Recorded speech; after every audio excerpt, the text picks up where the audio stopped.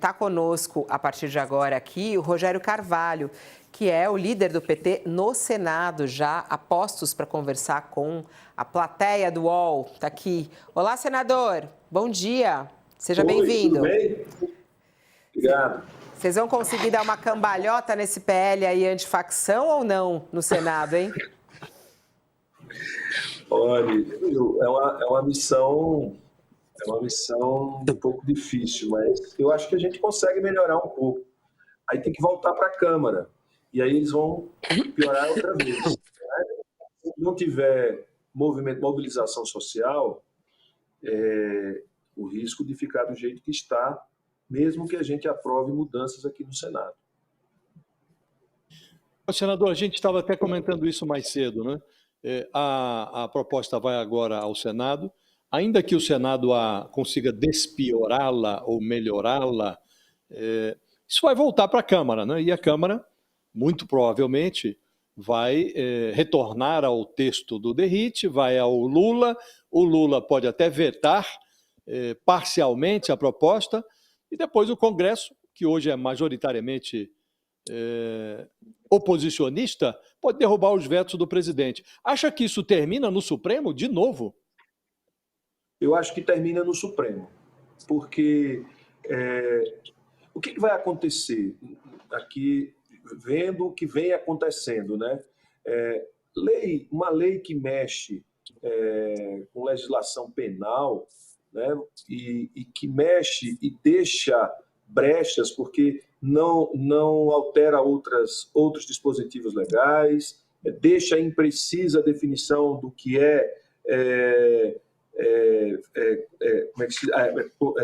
a atuação criminosa ultraviolenta, o que isso significa do ponto de vista dos tipos penais, ou seja, isso vai deixar muito imprecisa a atuação do judiciário, né?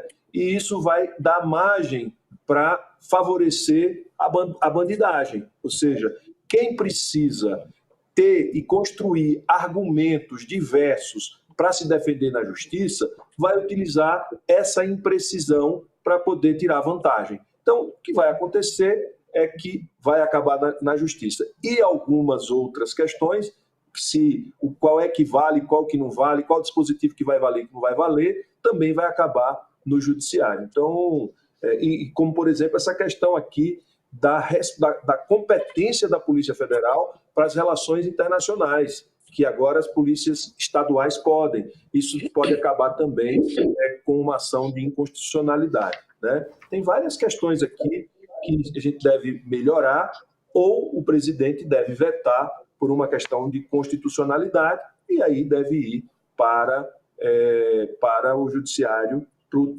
STF decidir dar a palavra final.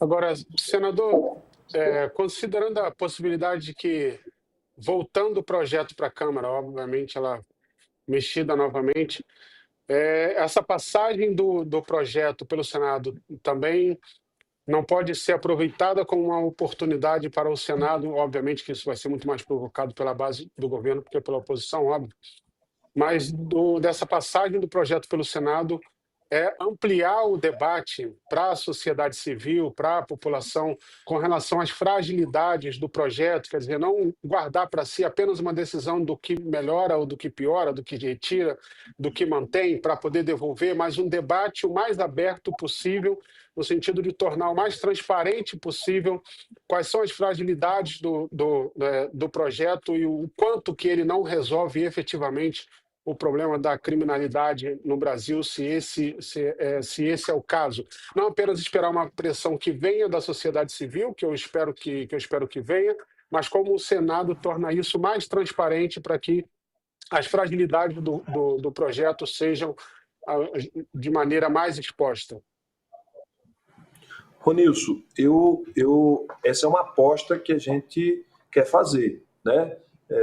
Da gente ter audiência pública, que a gente possa ter debate aqui, que a gente possa mobilizar a opinião pública e, de certa maneira, criar um incômodo na sociedade sobre a forma como ele foi aprovado e como está aqui colocado pela Câmara dos Deputados. Eu acho que o Senado vai cumprir esse papel e a gente pode modificar. Se não houver mobilização, se a gente não conseguir mobilizar a opinião pública, ainda que a gente faça todo esse esforço, se não tiver mobilização da opinião pública, eu acho que os interesses que operaram na Câmara de proteção de algumas personalidades da alta cúpula da política, certo? Eles operaram para criar confusão mesmo, para criar dificuldades ao final no julgamento de algumas personalidades, né? A gente viu a PEC da blindagem, a gente viu a primeira versão do relatório do DERRIT deixa muito claro qual era a intenção de setores da política brasileira.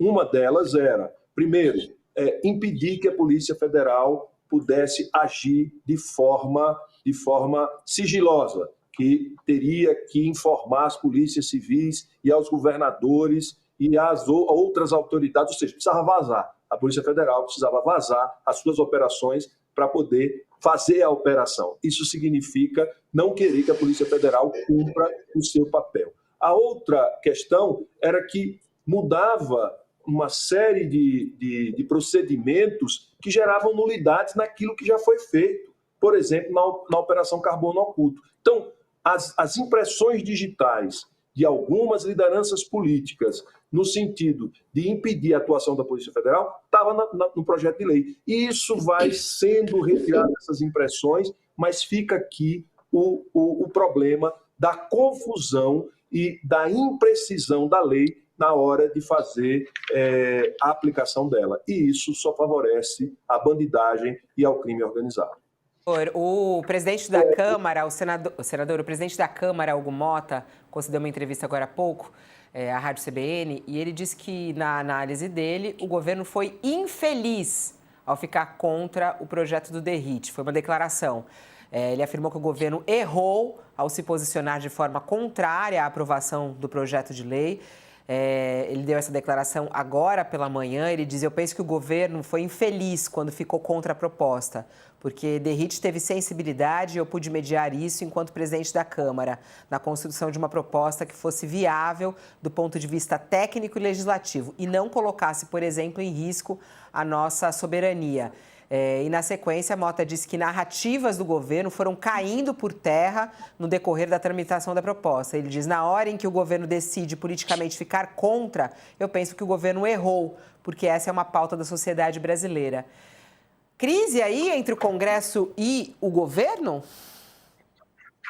Não, ele está simplesmente defendendo a posição dele. Eu acho que se ele quisesse mesmo fazer um debate para valer, ele teria deixado o debate acontecer, com audiência pública, com um relator que não viesse com uma encomenda de 2 ou 3 caciques políticos para resolver questões que são problemas sérios desses caciques políticos, de um núcleo político que tem muita força no Brasil e que tem muita força no Centrão. Né? Se ele quisesse, de fato...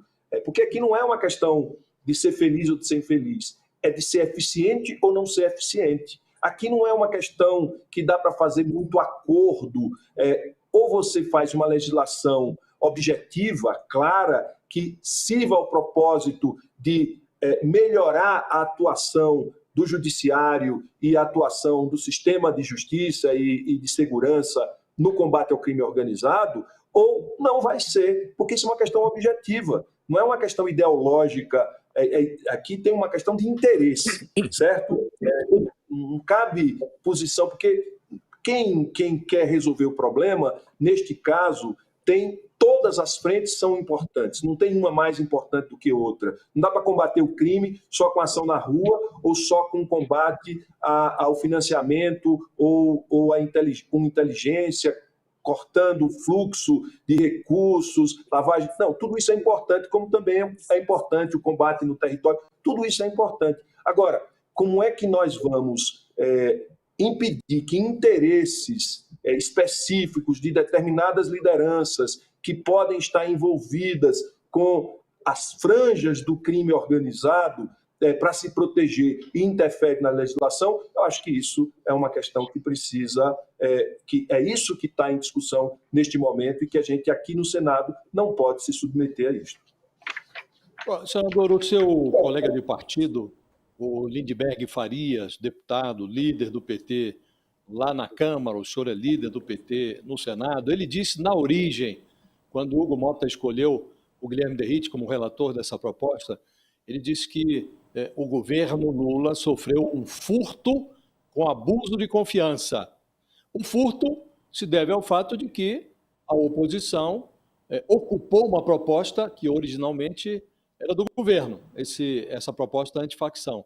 Eu depreendi que o abuso de confiança foi o fato de que isso foi feito, esse furto foi proporcionado pelo presidente da Câmara, o Hugo Mota. O que eu queria lhe perguntar objetivamente existe uma quebra de confiança que leve ou que signifique já a essa altura um divórcio mesmo, um rompimento num relacionamento que buscava-se ali uma aproximação entre Hugo Mota e o Palácio do Planalto. Houve um divórcio litigioso aí, senador? Não, eu acho que é muito difícil você falar em divórcio quando se trata de chefes de poderes, né? Ou de representantes de poderes com a relevância que tem Hugo Mota, ele é presidente da Câmara, presidente do Brasil, presidente da República. Eu acho que esse divórcio é praticamente impossível. Agora, nós não podemos negar que estamos às vésperas de um pleito eleitoral, no ano que vem nós temos eleição, e que as posições políticas e os interesses de grupos que têm medo de ficarem expostos em função das suas atuações no mundo dos negócios e outras atividades, que isso possa interferir no resultado e na conformação da força política e das eleições do ano que vem. Então, eu acho que, neste sentido, o Hugo Mota atendeu um segmento da Câmara, certo? Que tem o interesse de se proteger, como tentaram se proteger com a PEC da blindagem, e agora, de novo, na primeira versão, na segunda, foi melhorando, né? O texto foi melhorando, mas ainda deixa imprecisões que são ruins para o combate ao crime organizado. E esse divórcio ele vem acontecendo. Se a gente analisar desde o IOF, agora a PEC da blindagem, a questão do aumento de parlamentares, a questão agora desse projeto de lei, são fissuras que vão acontecendo muito em função do que move uma parte da Câmara dos Deputados, considerando o pleito. Queria aproveitar a presença do senador Rogério Carvalho aqui também para falar sobre a indicação do presidente Lula ao Supremo Tribunal Federal. Para quem está conosco na TV, um intervalo, mas a gente segue aqui pelo YouTube. Senador, segundo a coluna da Mônica Bergamo, o presidente Lula ontem conversou com o Rodrigo Pacheco. A gente sabe da pressão que está acontecendo, de maneira até pública, para a indicação de Rodrigo Pacheco ao Senado. O presidente Lula já bateu o martelo ao Senado, ao Supremo. O presidente Lula já bateu o martelo? Não vai mesmo indicar o Pacheco, será o Jorge Messias? Eu acho que ele precisa falar isso publicamente, né? A gente tem conversas de bastidores de que ele teria uma definição. É preciso que ele fale. Eu não sou porta-voz neste assunto, eu não tenho condição de ser porta-voz do presidente. Há nos bastidores, a informação que a gente tem é que ele vai indicar o Messias, mas isso é uma conversa de bastidores. Eu não ouvi o presidente ainda falar publicamente sobre este assunto. Agora, o seu colega, líder do governo, Jacques Wagner, ele avaliou que o fato de o Paulo Gonet, também indicado pelo presidente Lula para um segundo mandato à frente da Procuradoria-Geral da República, o fato de o Gonet ter sido aprovado no Senado por uma pequena margem, na verdade bateu na trave, né? Acho que foram 4 votos acima do que seria necessário, que isso não significa que o escolhido do presidente para o Supremo, se for o Jorge Messias e não o Rodrigo Pacheco, vai ter dificuldades para ser aprovado no Senado. O senhor compartilha desse entendimento ou acha que hoje, em função das resistências do Davi Alcolumbre, da preferência de alguns senadores pelo Pacheco, que o Jorge Messias correria risco de não ser avalizado pelo Senado? Bom, eu acho que se isso for avaliado daqui a 15 dias, se for colocado para apreciação daqui a 15 dias, vai ser muito difícil da gente diminuir um eventual, se for mesmo a definição de Jorge Messias, daqui a 15 dias até o final do ano, se for encaminhado, eu acho que fica mais difícil da gente trabalhar. Mas com o tempo, se essa for a vontade do presidente e se ele encaminhar, o tempo ajuda a melhorar o cenário e a possibilidade de aprovação do Jorge Messias cresce com o passar do tempo, né? E com muitas conversas que precisam ser feitas, é possível sim aprovar o nome do Jorge Messias, apesar da gente ter uma sugestão de nome que vem da casa, uma pessoa que foi presidente do Senado 2 mandatos, que tem um peso entre os senadores, né? Mas é preciso de tempo para que isso seja... Pela sua avaliação, então, hoje o Messias correria risco por essa sua avaliação? Hoje, se for assim imediato, acho que é a minha impressão. Mas eu fico pensando, e em relação à falta de diversidade no Supremo Tribunal Federal, o senhor não acha que isso pode fazer falta? Ou faz falta, na verdade, não é que pode, faz falta? A gente tem falado muito aqui também com juristas, principalmente com mulheres negras. Isso é um problema a ser olhado, na sua opinião, senador? Olha, meu partido defende eu também tenho essa compreensão da importância da gente ter uma representação, mas veja, nós estamos falando do Supremo Tribunal Federal. Eu acho que é importante que a gente tenha pessoas a gente viu aí num momento de crise da nossa democracia, das nossas instituições, a importância que é ter pessoas que sabidamente têm um compromisso com a normalidade democrática, né? E com a garantia do Estado Democrático de Direito e a seriedade para se conduzir. Então, eu acho que se a gente puder encontrar nesta equação representação de todos os segmentos da sociedade, é melhor. Mas, se não, aí é uma questão que fica a cargo do presidente, nesta avaliação, definir. Eu acho que essas outras questões elas são fundamentais e, dentro desses critérios, se puder preencher os requisitos, né, e ampliar a diversidade, eu acho que é importante. É isso. Senador, muito obrigada por estar aqui conosco. O senhor está acompanhando lá a CPI? Sou membro participei hoje da oitiva de hoje, quer dizer, do debate que foi feito hoje, porque foram convidados ontem e hoje. Acho que a CPI está indo bem, pelo menos está trabalhando buscando a honestidade intelectual na condução dos debates. Acho que isso começa bem e a gente pode ter uma boa reflexão e a exploração com qualidade desse tema, que é o crime organizado, que é um problema do Brasil, que há muito tempo é um problema para o Brasil, mas está se tornando cada vez mais relevante, ter formas de enfrentar e muita honestidade no debate.